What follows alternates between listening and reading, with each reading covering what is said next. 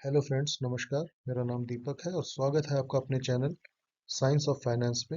आज हम small cap category का एक और शानदार म्यूचुअल फंड डिस्कस करेंगे जिसका नाम है Franklin India smaller companies fund direct plan growth.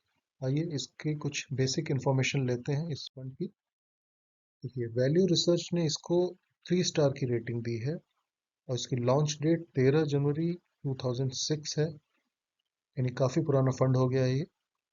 और AUM यानी कि एसेट्स अंडर मैनेजमेंट या जिसको कि फंड साइज भी कहते हैं, वो 9683 करोड़ है। तो अच्छा खासा फंड साइज है इसका। काफ़ी लोगों ने, काफ़ी इन्वेस्टर्स ने इन्वेस्ट किया है इसमें और इसी की वजह से थोड़ा कॉन्फिडेंस भी आता है कि जो इन्वेस्ट करना चाहे उसको भी एक कॉन्फिडेंस मिलता है कि हाँ, इतना बड़ा फंड है, फंड साइज, तो इसमें इन्वेस्ट किया जा सकता है।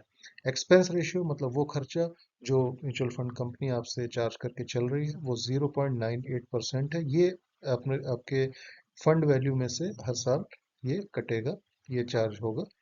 तो 1% से कम है तो इसलिए अच्छा बोलेंगे इसको। बेंचमार्क ये फॉलो करता है Nifty small cap 250 total return index. इसके फंड मैनेजर्स हैं आर जानकी रमन, संदीप मनम और अखिल कलोरी। मिनिमम SIP अमाउंट 500 है। 500 रुपये पर मंथ से भी से SIP स्टार्ट की जा सकती है और मिनिमम लमसम अमाउंट है वो 5,000। होल्डिंग एनालिसिस देखेंगे तो इक्विटी 93.6% है, कैश 5.7% और डेट 0.5%। और इक्विटी सेक्टर एलोकेशन यानी कि कौन कौन से सेक्टर्स हैं जिसमें इन्वेस्ट किया है फंड मैनेजर्स ने, वो है banks, industrial products, consumer durables, construction, chemicals and petrochemicals, realty, IT software, pharma and biotechnology, industrial manufacturing, commercial services। ये कि टॉप सेक्टर्स हैं जहां पे इन्वेस्टमेंट हुई है। और टॉप 10 होल्डिंग्स यानी कि उन कंपनीज की बात करें जिसमें इन्वेस्टमेंट किया हुआ है, वो है Equitas Small Finance Bank, Brigade Enterprise, Kalyan Jewellers, Deepak Nitrite, Jyoti Labs, KPIT Tech, Karur Vysya Bank, MCI Limited, JB Chemicals and Pharma Limited and ICICI Bank. Risk ratios की बात करें तो स्टैंडर्ड डिविएशन जो है ये 15.42 का है, जो कि कैटेगरी एवरेज से थोड़ा सा ज़्यादा है, तो थोड़ा सा ज़्यादा वॉलेटाइल है अपने कैटेगरी एवरेज के मुकाबले। और बीटा भी इसका कैटेगरी एवरेज से ज़्यादा है, 0.83। तो अगेन ये वॉलेटिलिटी दिखाता है कैटेगरी एवरेज से। देखिए, स्टैंडर्ड डिविएशन और बीटा जो है वो कैटेगरी एवरेज से कम होना चाहिए तो वो फंड अच्छा माना जाता है, बट ये ठीक है, कैटेगरी एवरेज के ही आसपास है तो इतना ज़्यादा कोई चिंता करने वाली बात नहीं है।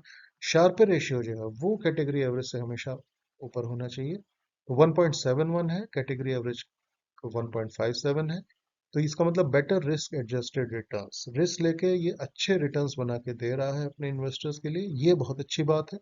और अल्फा भी इसका 8.3 है, इसका मतलब बेंचमार्क से भी ये अच्छे रिटर्न बना के दे रहा है।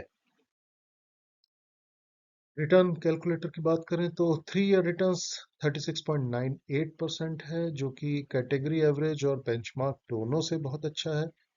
5 ईयर रिटर्न्स कैटेगरी एवरेज के ही आसपास है, 23.22। और ये कैटेगरी एवरेज के ही आसपास है, बेंचमार्क से ज़्यादा है। हाँ, ठीक है, तो ये अच्छा है। और सिंस लॉन्च, जब से फंड फंड लॉन्च हुआ है तो 22.4% का रिटर्न दिया है। देखिए, अगर स्मॉल कैप म्यूचुअल फंड या कोई भी म्यूचुअल फंड अगर 20% से ऊपर के रिटर्न दे रहा है लॉन्ग टर्म में, तो बहुत अच्छा रिटर्न माना जाएगा। तो इसको अगर एग्जाम्पल से समझे तो किसी ने 5,000 की SIP 5 साल पहले शुरू की होती तो आज तक उसकी टोटल इन्वेस्टमेंट 3 लाख हो गई होती और उसकी वैल्यू अप्रोक्सीमेटली बन गई होती 6.59 लाख, यानी 6,60,000 के आसपास।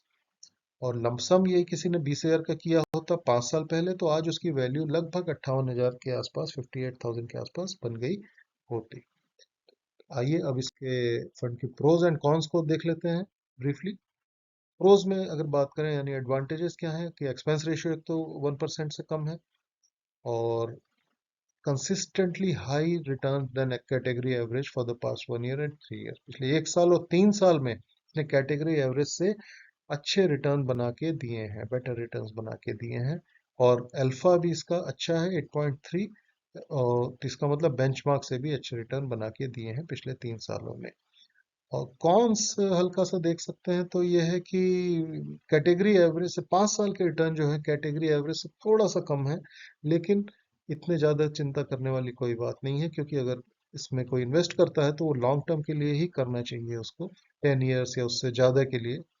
तो लॉन्ग टर्म में ये अच्छे रिटर्न्स बना के अवश्य देगा अपने इन्वेस्टर्स को, इतना मेरा विश्वास है इस पे। और तो वैसे ये वीडियो कोई इन्वेस्टमेंट की एडवाइस नहीं है। इन्वेस्टमेंट करने के लिए आप अपना खुद का भी रिसर्च करें और अपने इन्वेस्टमेंट एडवाइजर से अ, सलाह लें। और वैसे ये वीडियो अच्छी लगी हो आपको तो वीडियो को लाइक करें, शेयर करें, सब्सक्राइब करें। हमें आपके हेल्प और सपोर्ट की बहुत ज़रूरत है।